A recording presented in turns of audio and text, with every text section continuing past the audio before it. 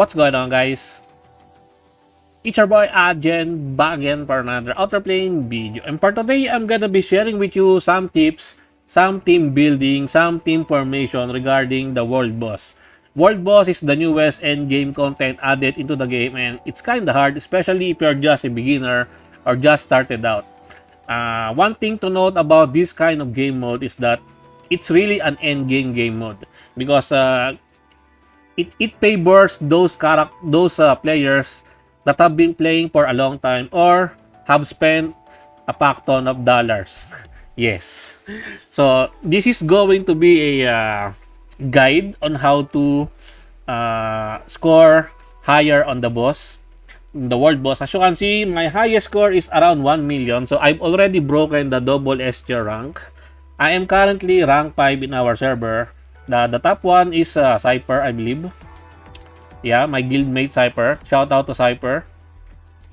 Followed by King, followed by my guildmate Leopard, and then followed by my other guildmate Pompico, and then me. It's kinda hard, this world boss. Especially, it will cost you a lot. What do I mean by that one? It will cost you a lot of resources leveling your characters, especially the skill books. We will be talking about that one once we go through to the guide. So first, we have two bosses in this world boss. Phase 1 boss and then Phase 2 boss. So one thing you should know about the Phase 1 boss is that light and dark characters are pretty much not the way to go for this one, for the Phase 1. It's all about RGB characters. RGB means red, green, blue characters. Those kind of elements are the one that are necessary for this Phase 1. And then for Phase 2, it's all about light and dark characters. So that is the number one priority to note. The characters that you need for Phase 1 and the characters that you need for Phase 2. Because if you put a light and dark character on Phase 1, they will just get wiped out. Yes, they will just get nuked to the grave. And then also same with the Phase 2. If you enter Phase 2 with RGB characters, they will just get nuked out. And so they will just die. They cannot be resurrected. It's part of the mechanics of the world boss. So take that one into consideration. Also, the bosses have a lot of immunities, as you can see. For Phase 1 boss, it has a continuous damage, immunity, stun, frozen, petrified, silence. Cannot be crowd controlled, but some kind of debuff is still applicable to this one, like the unbuffable debuff. It's applicable to this one. That is my first strategy for this one, but I don't think that is the necessary strategy anymore. So unbuffable debuff can be inflicted to this boss. Also, the increasing cooldown, the one from Tamara. So we will be talking about Tamara later on. And the boss is pretty annoying. Why annoying? Some of you might be wondering why the boss weakness gauge bar is not depleting. Simply because of this roaring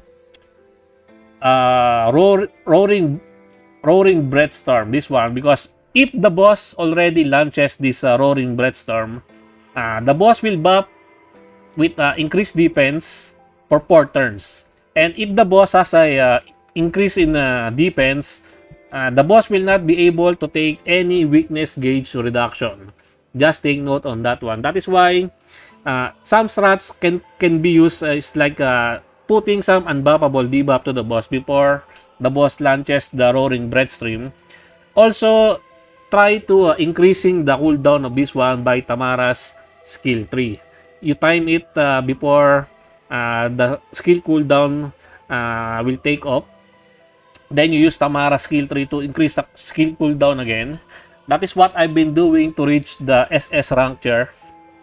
So yeah, that is one of the things I believe players are having a hard time dealing with this one, because most of your damage will come from the break phase, when you break the boss. Because K will launch an ultimate attack that is amounting to your total support characters, based on your support characters. Now let us go about the supporter team first before we go into the team building for the Phase 1 and the Phase 2. The case current damage, as you can see, my current damage now is around 254,367. These supporter characters needs to be geared. Yes, you need to raise their combat power. As you can see, my total combat power is around 200k for this team. So, in total, I have this one, 254. I get 254 from, let me get my calculator first. As you can see, my total is 200, 264 combat power. Multiply that one by 30%. I believe that is where I got the 254, because as you can see in the lower part here of the characters, there are some percentage increase, right? So it means that 10% increase in combat power or something, then totaling up to 254. I don't know how to determine whether the character has a bonus, something like this. Does it state the bonus characters here? I'm not sure if the bonus characters are here. So yeah, it does not state here. Based on the placement,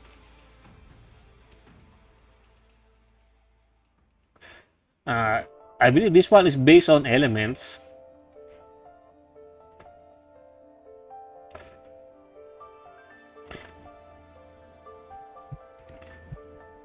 Oh, I see. Now, I get this total combat power multiplied by the total star bonus, 26.7. Because 200,264. Wait a minute, guys. I'm calculating. Multiply by 0.26. 0.27. Yeah. That is the case. How to get the total current damage per K. So, this one is total combat power for your support team multiplied by the total number of star bonus. So, you will be getting 254, 367 if I multiply my total combat power here to this one, to 26.7%. That is how you calculate case current damage. This is the break pace damage. If you break the boss weakness gauge bar, K will do this damage to the boss, and this is where you will be getting lots of score into the game, into the world boss gameplay. Now, let us talk about team building for phase 1 and phase 2. As I've said earlier, phase 1, you only need RGB characters. There's no need for light and dark characters in phase 1 because they will just get wiped out. First of all, your main DPS for phase 1. Phase 1 main DPS is going to be, number 1 should be Ame. Ame is just a really good character, especially in boss fights, because she got buffed and she got some increased damage against bosses.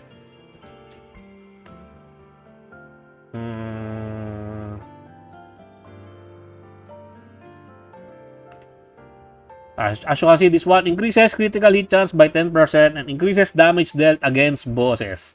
So yeah, she has some buffs against bosses. So she is definitely the number 1 main DPS to put here in phase 1.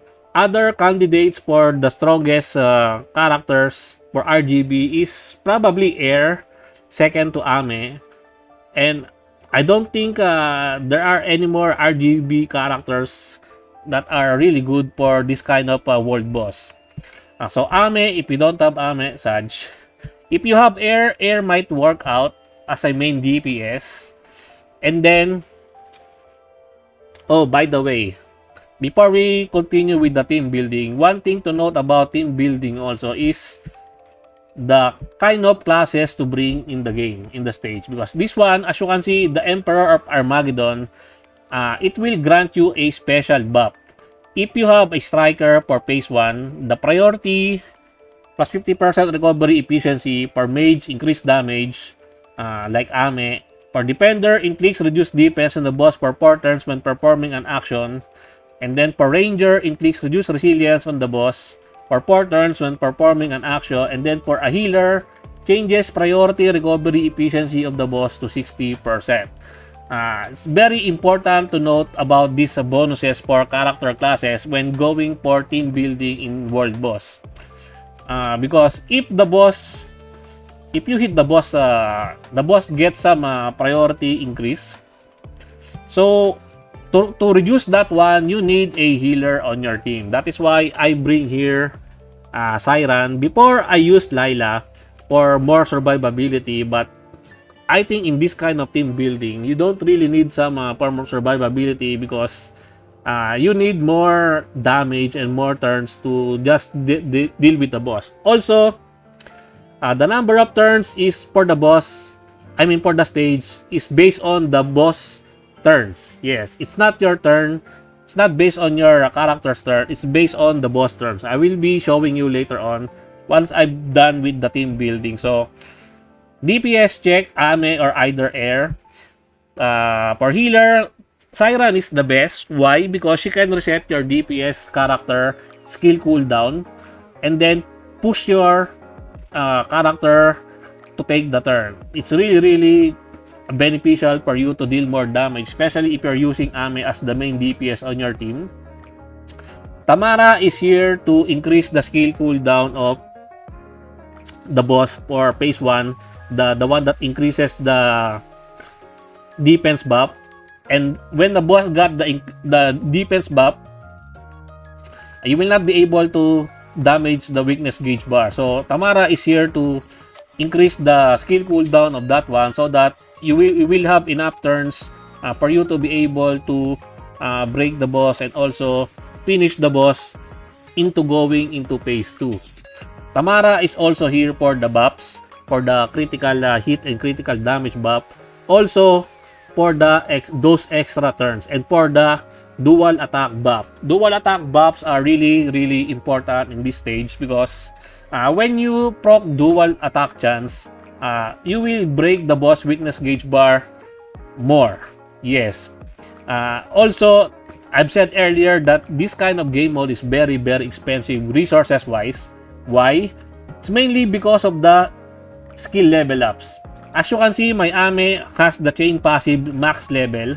Why do I max this one? I max this one for the skill chain weakness gauge reduction and also the dual attack weakness gauge reduction. So if you max this one out, if you activate the skill chain, you will be doing 6 reduction to the gauge bar, and if you proc dual attack, you will chip in 3 weakness gauge reduction to the boss. Same with my Veronica here. It's already maxed out, and then my Tamara is maxed out here. Only those 3 needs to be maxed out. No need for Siren. Just note that Tamara should have a higher attack from your healer. Why? Because if you proc the burst skill level 3 of Veronica, if Siren has the highest attack than Tamara, then the one that will proc the dual attack chance will be Siren and not Tamara. So take that one also into consideration. Gearing for this one seems like you need more speed. I already removed the gears, but I will be putting it later on. But you need to have some really decent speed for your characters, and as you can see, I'm using some not really CP generated items, only AP generated, because I need to proc my my Veronica's burst skill level every time she takes the turn, so that she will be able to proc the dual attack chance for Ame and also Tamara, so that they will be able to reduce a lot of the weakness gauge bar reduction. Now, for team building for phase 2. Light and dark characters are necessary for this stage, and if you bring out RGB characters in this one, they will just get nuked out of they will just get sent into the shadow realm. Yes, so having Demi Blada in this team building is really important, because the boss will preemptive buff himself with a very thick shield. Yeah, a very thick shield that's really annoying, and if you cannot remove the shield, then you will not be able to damage the weakness gauge bar reduction. That is her main role here in the team building for the phase 2. Also, take note that it's not 100% guaranteed to remove the shield for the phase 2 boss. Before going into phase 2, try to get as much a score as you can, because phase 2 is really annoying, especially if you don't have a 6-star Demi Blada. I will be talking about that one in a separate video. Why? Because that is one of my gripes in this game mode, but I'm not gonna be talking about that one here, because this one is a guide on how to team building and how to tackle the boss. So Demi Blada is here for the strip, to strip the barrier of the boss. Then just bring in any kind of any type of light and dark characters that you have. It's necessary to have a defender here, because you need to proc the defender's unique passive buff, where if your defender takes an action, the boss will get defense broken, and because if the boss does not have defense broken, the boss will just nuke you out. Yeah, the boss will nuke you to death. That is why it's really important to bring in a defender, and also same with the healer. Same with the healer passive from phase 1. You need to reduce the priority of the boss, the priority gain of the boss. That is why a healer is also necessary here. And then the last one, either a striker or a mage, depends on your box. But yeah, phase 2 is really abomination. really hard. Based on my experience, it's just really hard. Now let me just get you some sample for phase 1 on how to tackle this one. I'm not gonna be showing you a full clear. I'm just showing you some form of showcase to give you a more idea of what I'm talking about earlier with regards to the team building for the phase 1. Phase 1 is the most you will get your points. As you can see, that is the nuke for the phase 1 boss. If you bring in a light and dark character, they will just get die from that skill. Now, as you can see, Tamara is really good in this phase 1 boss. Why? Because if you have the necessary gear and you gear Tamara as the fastest, and then if you gear some AP gears when hit, you will be able to do the extra turn. This one needs at least 5-star to unlock the burst tree, and this one is really good. As you can see, this is the 1 turn, right? If some of you might be wondering that if I get an extra turn, will the turn count increase? The answer is no, because the turn count is for the boss turn, not with your turn. So characters that have some extra turns are really good in this game mode. And as you can see, I'm getting another turn, and the turn is still at 1 turn. So I'm getting this one, and then I will proc the dual attack from my Ame. And as you can see, the weakness gauge bar is already gone by 6 points, right? Really nice. Another thing to pay attention to this one is the one with the 2 here. This one is the one that grants the defense buff to the boss.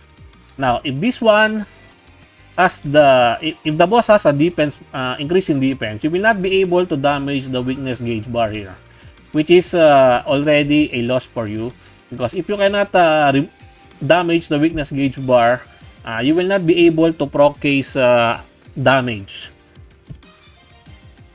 Ame is really strong in this game mode, because she can do 2 attacks in 1 turn if you have the skill 3 and then followed by the skill 1 here. My Ame is not doing that much, because I've changed her gear into speed gear, but I'm gonna be changing it again. As you can see, My Veronica already has the burst skill level 3 here. This is what I'm talking about earlier. Your Tamara should be the highest attack than your Siren, because if Siren has higher attack than Tamara, then Siren will be the one to do the dual attack chance.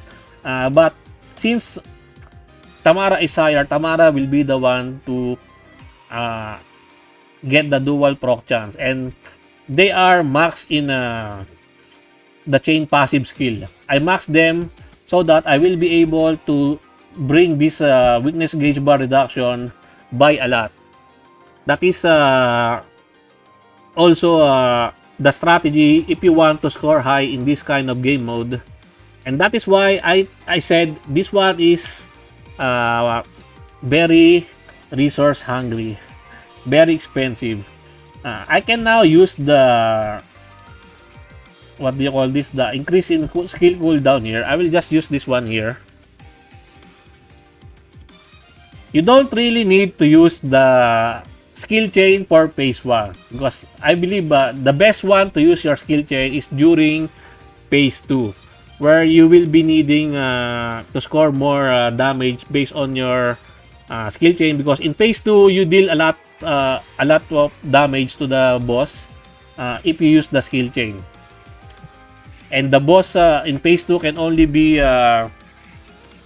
reduced by using a skill chain or a burst skill for the weakness gauge for the phase 2. So just take note that one into consideration also. So yeah, I think I've tackled most of the things that